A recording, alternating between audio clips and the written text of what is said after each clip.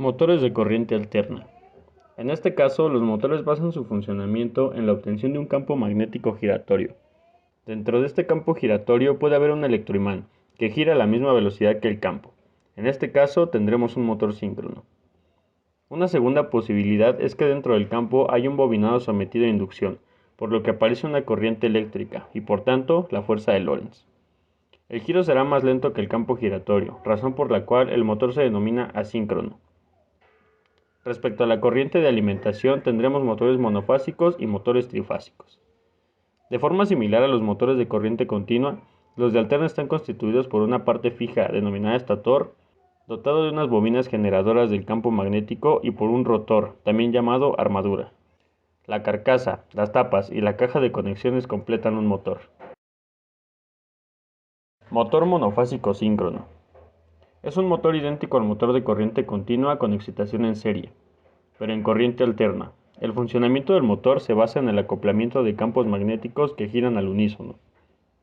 Para que se produzca este acoplamiento, el rotor tiene unas bobinas unidas a un colector formado por devanados. Estos están en serie con las bobinas del inductor. Un par de escobillas aplican la corriente al rotor. Por lo tanto, el mismo motor puede funcionar tanto con corriente continua como con corriente alterna, pero además puede funcionar como dínamo. Por ello, se denomina motor universal y es ampliamente utilizado en pequeños electrodomésticos. Motor monofásico asíncrono. En este tipo de motores, el estator genera un campo magnético giratorio. Para ello, dispone de dos pares de bobinas perpendiculares. Una de ellas se conecta directamente a la corriente alterna, generando un campo magnético oscilante. En la otra bobina se intercala un condensador cuya misión es desfasar la corriente que llega a la bobina 90 grados respecto a la corriente de la bobina anterior, con lo cual el campo magnético que genera esta segunda bobina estará también desfasado respecto al anterior. La composición de ambos campos es una suma de vectores y la resultante gira en el espacio. El campo magnético giratorio induce una corriente en los conductores del rotor, siempre que exista una variación de flujo magnético. Esto ocurre siempre, ya que el rotor gira a menor velocidad que la velocidad de sincronismo a la que gira el campo. Y esta corriente inducida tiene los siguientes efectos. En primer lugar, se produce una fuerza de Lorentz sobre los conductores del rotor. Además, la propia corriente genera un campo magnético concéntrico respecto al cable que se suma al campo del inductor, y entre dos resulta una atracción magnética sobre la estructura de acero del rotor.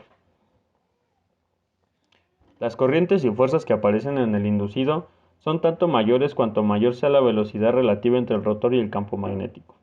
Esto significa que los motores de inducción tendrán un elevado par de arranque y, además, cuando se sometan a alguna acción que los frene, esta disminución de velocidad de giro significa que la diferencia de velocidades aumenta, con lo que aumenta la inducción, la fuerza de Lorentz, etc.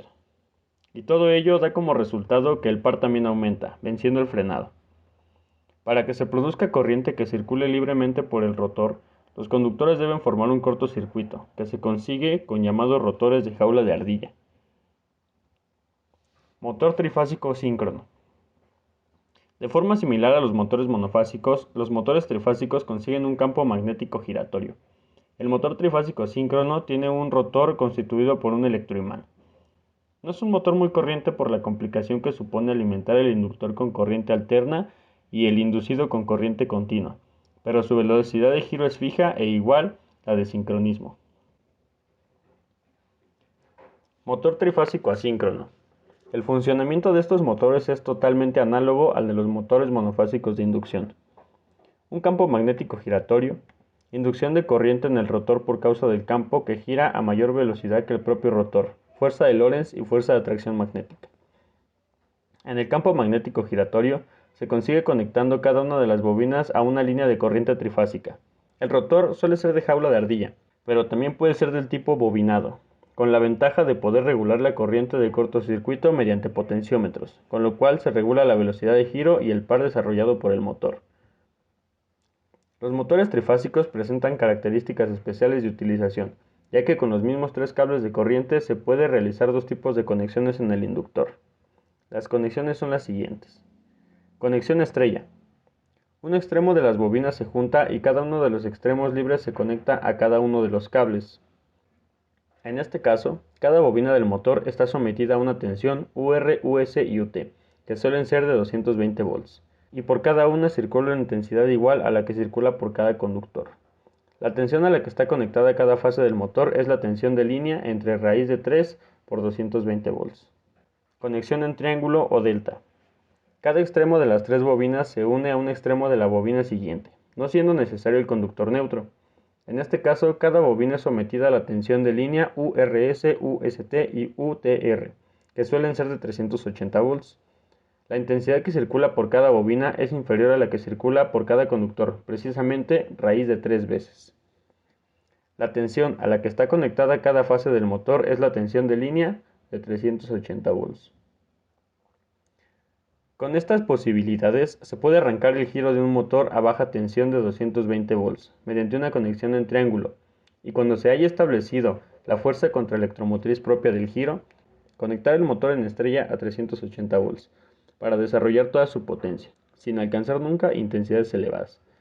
Esto se realiza de forma automática mediante un arrancador estrella-triángulo, que son dos relés accionados por un temporizador.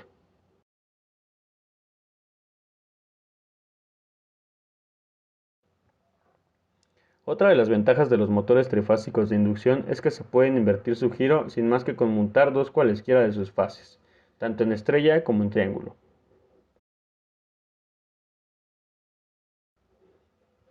Cálculos con los motores de corriente alterna.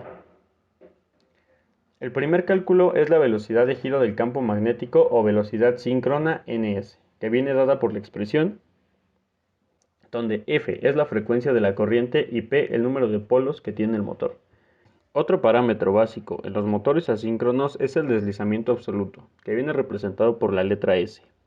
Este es la diferencia entre la velocidad síncrona y la de giro del rotor, o el deslizamiento relativo, cociente entre el absoluto y la velocidad síncrona. Al deslizamiento relativo se le puede llamar simplemente deslizamiento, y estos vienen dados por las siguientes ecuaciones. Para los cálculos con potencias eléctricas, estas vienen dadas por el producto del voltaje aplicado y la intensidad consumida, pero hay varias diferencias. Para los motores monofásicos y los motores trifásicos, las ecuaciones son diferentes. Veámoslas a continuación.